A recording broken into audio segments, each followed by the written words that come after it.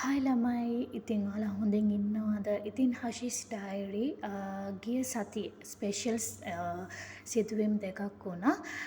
ඉතින් ඒකේ බ්ලොග් එකක් තමයි අරගෙන. ඉතින් පළවෙනි එක දකිනකොටම හිතෙනවනේ මොකක්ද මම මේ කියන්න හදන පළවෙනි ස්පෙෂල් ඩේ කියලා. ඉතින් පළවෙනිම ස්පෙෂල් ඩේ තමයි අම්මගේ බර්ත්ඩේ එක. ඉතින් මට ඕන වුණා මං එයාට එයාගේ බර්ත්ඩේ එකට ජීවිතයට කියන්නේ මගේ ජීවිතයට මම දුන්නේ නැති දෙයකින් එයාව සර්ප්‍රයිස් කරන්න. මේ ඇත්තටම හරි ආසාවක් තිබ්බා. මේ ඉතින් ඒ ආසාව ඉෂ්ට වුණා.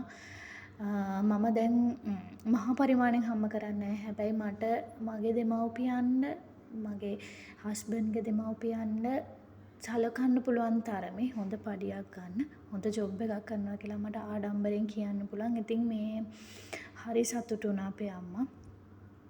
මට ඒක තමයි බලන්න ඕන වෙලා තිබුණේ. ඉතින් මට ගොඩාක් උදව් කරේ මගේ මල්ලි. මොකද මේ ලංකාවේ ඉඳලා මම දාන සල්ලි හරියට මැනේජ් කරලා ඒ වැඩේ කරේ එයා තමයි. ඉතින් හැබැයි මගේ හස්බන්ඩ් මට කවදාවත් මං මොන හරි දෙයක් මගේ පවුලට කරන්න යනවා නම් අඩුම තරමේ එයාගේ පවුලට කරන්න ගියත් එයා කවදාවත් එපා කියන්නේ නැහැ. මම කරන්නේ හරි දෙයක් නම් හරි කියනවාම. ඉතින් ඒ හින්දා මේ ඇත්තටම මේ හරි ආඩම්බරයෙන් මට කියන්න. මට ඒ වගේ හස්බන්ඩ් කෙනෙක් හම්බුන එක මේ ඇත්තටම ආඩම්බරයි මට. ඉතින් මේ ලොකුකමක් කියනවා නෙමෙයි. ඉතින් මේ මම මේ වීඩියෝ එක කලින් මගේ FB එකේ දැම්මා. ඉතින් මේ එඩිට් නොකරපු වීඩියෝ එක තමයි මම මේ වොයිස් විදියට වොයිස් රෙකෝඩ් එකක් දාලා මගේ බ්ලොග් එකට එකතු කරන්න හිතුවේ. මොකද මේ අනිත් ස්පෙෂල් දේ කියන්න කලින් අම්මගේ බර්ත්ඩේ එක ගැන කියන්න ඕනි කියලා මට හිතුණ හින්දා තමයි මම මේකත් ඇඩ් කරේ. ඉතින් තව කෙනෙකුට හිතෙන්න පුළුවන් අපෝ මේකද ඔයා දුන්නේ කියලා. හැබැයි ඔයාලට පේනවනේ අපේ අම්මගේ සතුටු කඳුළු වලින් මම දුන්නේ තෑග්ග වටිනාකම තේරුණා. ඉතින් මට ඒක ගැන කියන්න වචන නැහැ. මොකද මේ බ්ලොග් එකක් කියලා වොයිස් කරනවා කියලා ඒ වගේ සතුටක් ගැන කියන්න මට වචන එන්නේ නැහැ. මොකද ඒක වචන වලින් විස්තර කරලා කියන්න පුළුවන් දෙයක් නෙමෙයි තරම් සතුටුයි.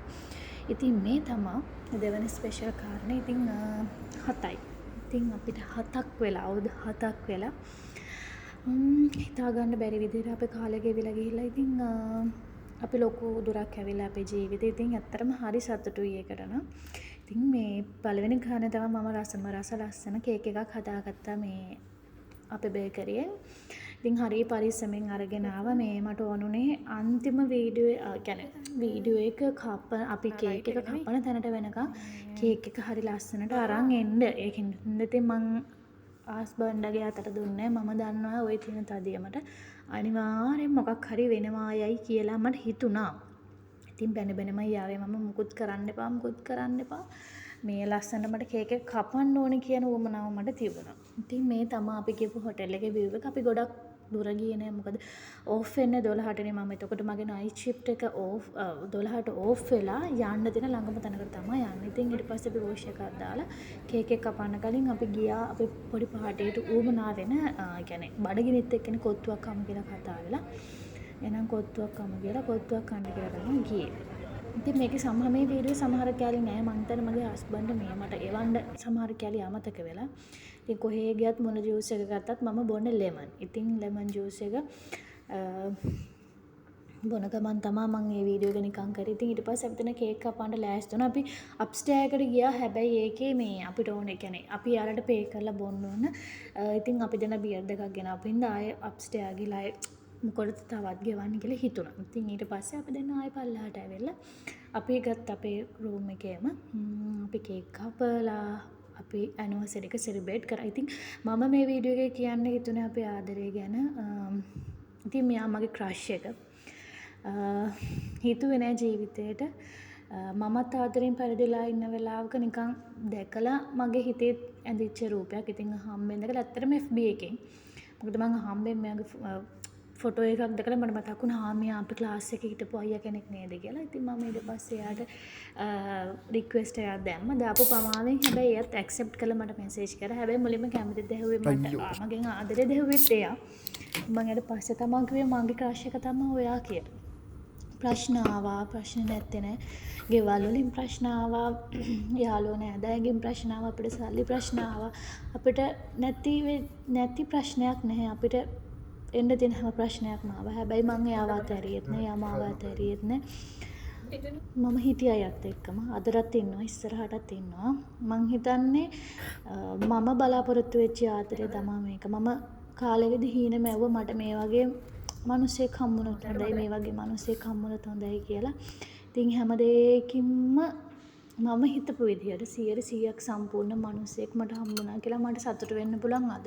මම බය නැතුව ඒක බ්ලොග් එකකටත් කියන්නේ. මම ඕන කෙනෙක් අතින් කියන්නෙත් ඒකයි.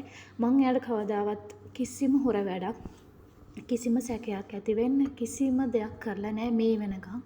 එයත් එහෙමයි. ඒක තමයි අපි දෙන්නගේ විශ්වාසය. අපි දෙන්නට අපි දෙන්න තේරුම් ගන්න පුළුවන්. මොකද සමහරවිට අපි දෙන්න අදට දැන් වැඩේ එයාගේ වැඩ වෙලාවකට එයා ඕෆ් වෙන වෙලාවකට මං ඕෆ් වෙන වෙලාවකට. හැබැයි අපි දෙන්න තේරුම් අරගෙන අදටත් සතුටින් ජීවත් වෙනවා. ඉතින් මට ඒක ගැන කියන්න ඕමනා වුණා මේ බ්ලොග් එකෙන්. ඉතින් මේ එයා අන්තිමට මං වෙනුවෙන් කිව්ව සින්දුවත් අහන්න. ඉතින් සමහර කට්ටිය බලන්න පුළුවන් අම්මෝ බියර් දුන්නා සිගරට් දුන්නා. ඉතින් එක එකනාගේ එක එකනාට වෙනස්. මොකද අපිව කම්පෙයාර් කරන්න බෑ තව කට්ටියක් එක්ක තව කෙනෙක් එක්ක. මොකද මේක අපේ ජීවිතේ. තව කෙනෙක්ට මේක වෙනස් විදිහකට දැනෙන්න පුළුවන්. ඉතින් මේක අපේ ජීවිතේ. ඉතින් අවුරුදු 7යි දැන්.